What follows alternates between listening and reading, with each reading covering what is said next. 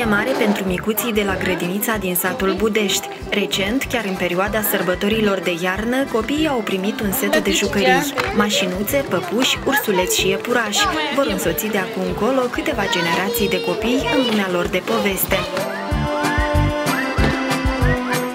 Inițial, prichindeii s-au arătat surprinși de noua achiziție. Asta și din motiv că atunci când s-au trezit, au văzut aievea personajele îndrăgite din basmele pe care tocmai le văzuseră în vis.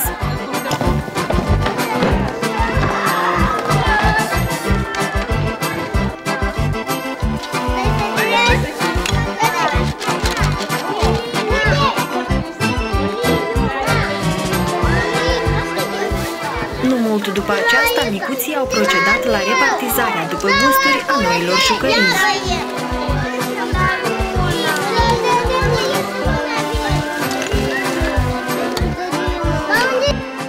Grădinița din localitate a dispus întotdeauna de jucării pentru copii care cresc și se educă aici, dar este bine cunoscut faptul că micuții se plictisesc repede de aceleași jucării. Pentru altele noi însă nu prea există surse financiare. Astfel, în întâmpinarea primăriei și a micuților din sat vin partenerii și prietenii de suflet.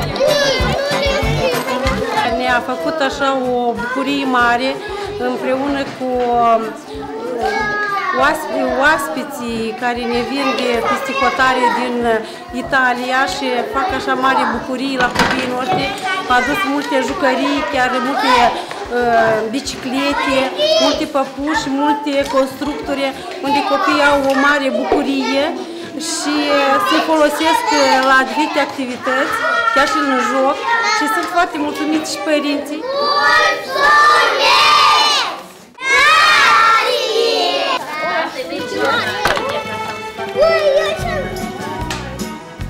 Un important lot de jucării a ajuns la Budești la 19 septembrie 2007, când budeștenii au sărbătorit hramul localității lor.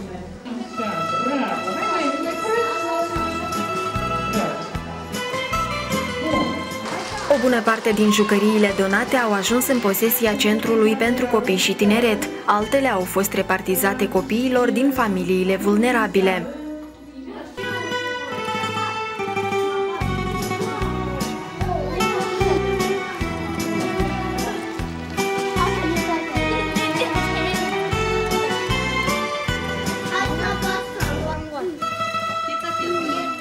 Un alt cadou din partea prietenilor din Bertinoro a fost pentru cele două echipe de fotbal, cea de juniori și cea de seniori. Chiar în preajma anului nou 2008, sportivii au primit în dar de la Moș Crăciun din Bertinoro, Italia, câte un costum sportiv și câte o geantă necesare la antrenamente. Fotbaliștii budeșteni au mulțumit din suflet prietenilor italieni și au dat asigurări că vor depune toate eforturile pentru a deveni sportivi de performanță. Până la moment, echipa de juniori se plasează pe locul 6, echipa de seniori pe locul 7. Acum suntem în cadrul Federației de Fotbal a Moldovei. Noi credem că rezultatele noastre în primăvară se vor îmbunătăți, deoarece locul 2 are cu 3 puncte mai mult decât noi. Vrem să mulțumim tuturor celor ce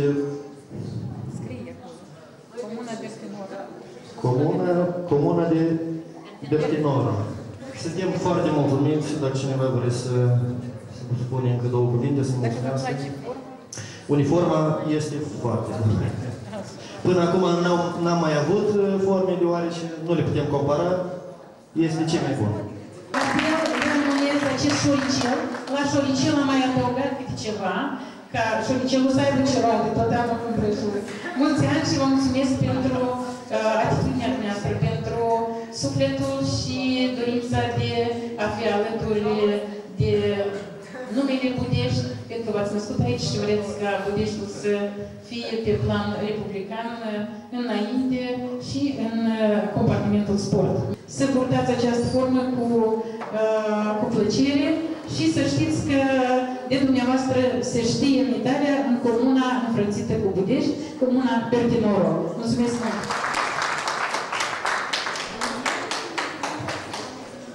Aliniere drept spre omul stâng înainte marș.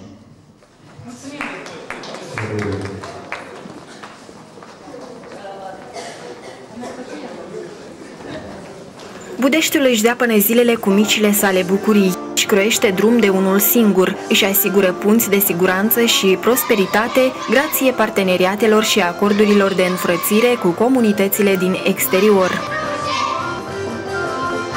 Copiii au răsplătit imaginar pe prietenii din Bertinoro cu o suită de dansuri și cu o tradițională urătură de sănătate, prosperitate și succese în anul nou 2008.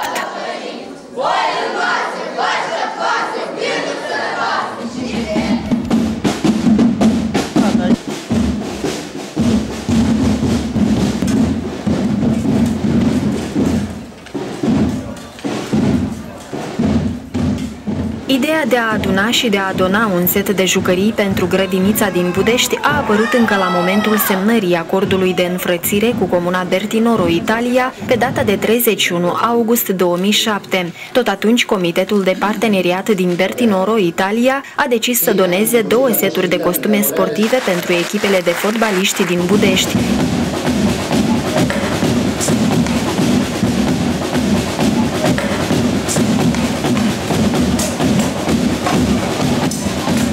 Tinerii din Budești s-au arătat entuziasmați de perspectivele pe care le oferă prevederile stipulate în respectivul acord de înfrățire. Acesta prevede, între altele, schimb de experiență în domeniile cultural, sportiv, educațional, social.